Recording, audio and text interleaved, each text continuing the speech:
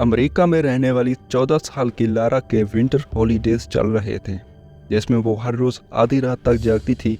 रात को time pass करने के लिए वो रोज़ नए नए ऑनलाइन गेम्स ढूंढती रहती थी और उन्हें रात भर खेला करती थी।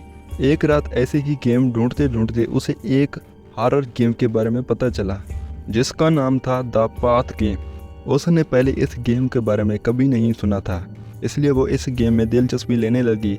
इस गेम के रूल्स बोल्ड लेटर्स में लिखे हुए थे और उसके नीचे ये भी लिखा था, ये गेम ख़त्म किए बिना अगर कोई प्लेयर छोड़ देता है तो उसे दारुमासान नाम की एक बुरी आत्मा जिंदगी भर डराती रहेगी। लारा ने अपने माँ बाप के सोने का इंतज़ार किया और उनके सोते ही अपने रूम की खिड़की का दरवाज़ा लॉक कर दिया। गेम के पहले रूल के मुताबिक उसने अपने कपड़े उतारे और वॉशरूम में जाकर अपने बाथ टब को भरने लगी। उसने सारी लाइट्स बंद कर दी और अपनी आंखें बंद करके सामने की तरफ मुंह करके बाथ टब के अंदर बैठ गई। गेम का दूसरा रूल था कि एक चाइनीज़ मंत्र को बार बार पढ़ते हुए अपने बाल धोए और लारा वही करने लगी। उस मंत्र को बोलते बोलते उसने अपने बाल धोना बंद कर दिया और उसे वहाँ बंद आंखों में ना तो कोई आवाज़ सुनाई दी और ना ही बाथरूम में किसी की प्रेजेंस फील हुई। लारा ने जब बाथ गेम को बकवास समझा और वो अपनी आंखें खोलने ही वाली थी, तभी उसे बाथरूम में किसी के चलने की आवाज़ आई। वो आवाज़ एकदम तेज़ हो गई। तभी वहाँ सफ़ेद फटे हुए मेले कपड़ों में एक औरत उसके सामने आ गई। वो एकदम से बाथ टब के अंदर गिर गई, जिसकी वजह से उसकी दाएं तरफ की आंख एक जंग लगे हुए डब्बे पर लगकर बाहर निकल आई थी।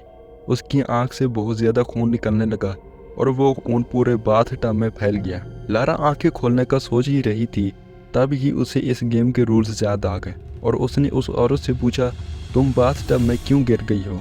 ये कहते ही लारा गेम के मुताबिक बाथ टब से निकलकर बिना मुड़े बाथरूम के बाहर निकल आए। उसे इस बात का भरोसा नहीं हो रहा था कि उसे दारुमासान की प्रेजेंस सच में महसूस हुई है। वो डर के मारे एकदम सुन पड़ गई।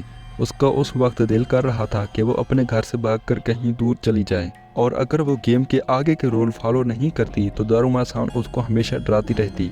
तो वो रूल के मुताबिक अपने बिस्तर में जाके सो गई। उसे पूरी रात ऐसा लगता रहा जैसे उसे कोई देख रहा है। बहुत मुश्किल से कुछ घंटों के लिए उस औरत के बारे में ना सोच के सो पाई। अगली सुबह थोड़ी सी नींद मिलने पर लारा का दिमाग रिफ्रेश हो गया और वो अपने नॉर्मल रूटीन पर लग गई। वो वॉशरूम गई, उसने खाना खाया और जैसे जैसे वो एक जगह से दूसरी जगह जाती, उसे अपने पीछे किसी के होने का एहसास होने लगता था और वो जब भी पीछे मुड़कर देखती तो वहाँ कोई नहीं होता था। उसे दोपहर लारा की मोम उसको शॉपिंग के लिए सुपरमार्केट ले गई।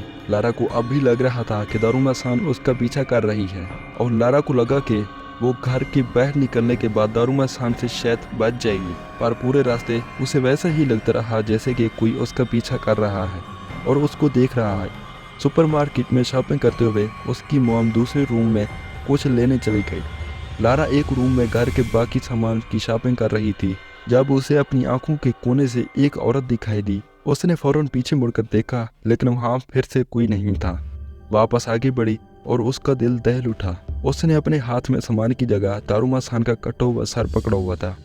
वो अचानक चिल्ला पड़ी और तभी उसकी मॉम ने उसे बिलिंग काउंटर पर आने के लिए आवाज़ लगाई। लारा ने जब फिर से देखा तो सब नॉर्मल था। उसके हाथ में नॉर्मल ग्रोसरी का ही सामान था।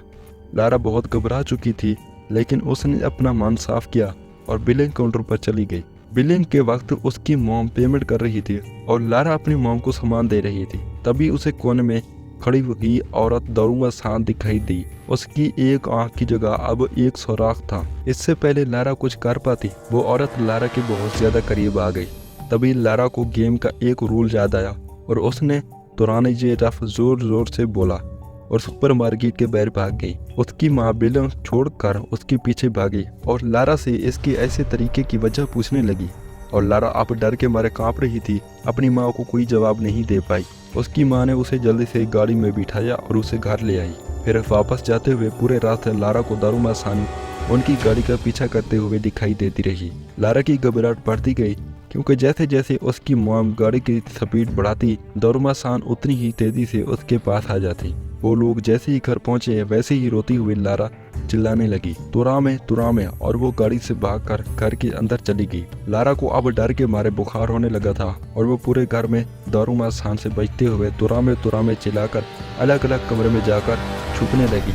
वो एक हॉरर गेम की तरह स्टार्ट हुआ था अब वो लारा के लिए उसकी ज़िंदगी का सबसे डरावना एक्सपीरियंस बन गया था। लारा ने फैसला किया कि वो अब दारूमसान को फेस करने के लिए आखिरी रूल के हिसाब से काटे बोलकर एक एक्शन करेगी, जिससे ये गेम एंड हो जाएगी। लेकिन अब लारा जब भी दारूमसान को फेस करके काटे बोलने के लिए मुड़ती तो दारूमसान वहाँ से गायब हो जाता है। लारा का सारा अब डर से फटने लगा था और उसके वालिदैन से उसका ये पागलपन नहीं देखा जा रहा था। उन लोगों ने उसको नींद की दवाई दी और उसे बिस्तर पर लिटा दिया और उसके कमरे से वो तब तक नहीं गए जब तक वो सो नहीं पाई। लारा की जब आंख खुली तो वो अपने बाथटब में थी। उसे अचानक लगा कि कोई इसे जगड़ रहा है और जब उसने पीछे देखा तो दारूमसान अपने हाथों से उसे पकड़ रखा था और वो जोरों से हंस रही थी। लारा ने गेम को ख़त्म करने के लिए काटे चिल्लाया।